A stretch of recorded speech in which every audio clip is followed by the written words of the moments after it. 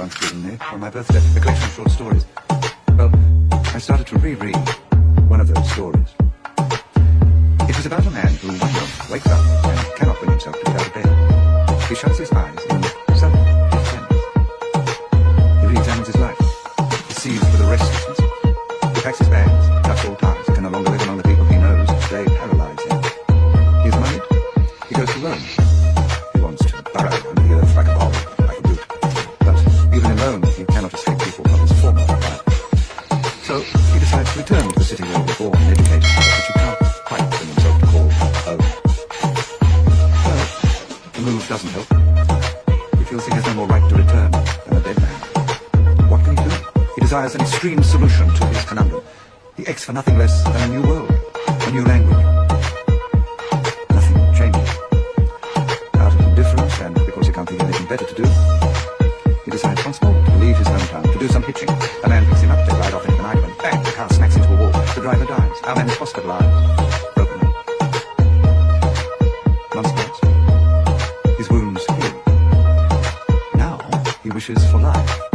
He has a confidence in himself, in things he doesn't have to explain, things like the pores in his skin. All things corporeal. He can't wait to get out of the hospital, away from the infirm and the moribund. I say unto thee, rise up and walk. None of your bones are broken.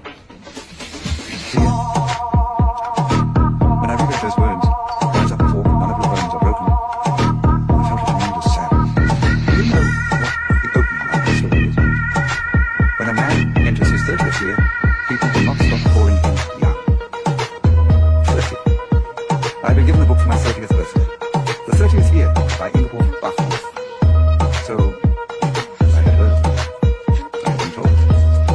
I knew all along, even if I didn't really know. The great true things are unsurprising. But what did I do?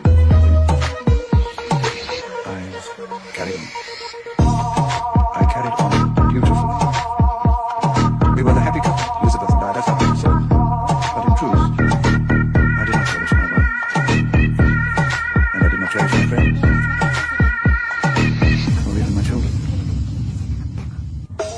I just carried on. I was a success. I made my way.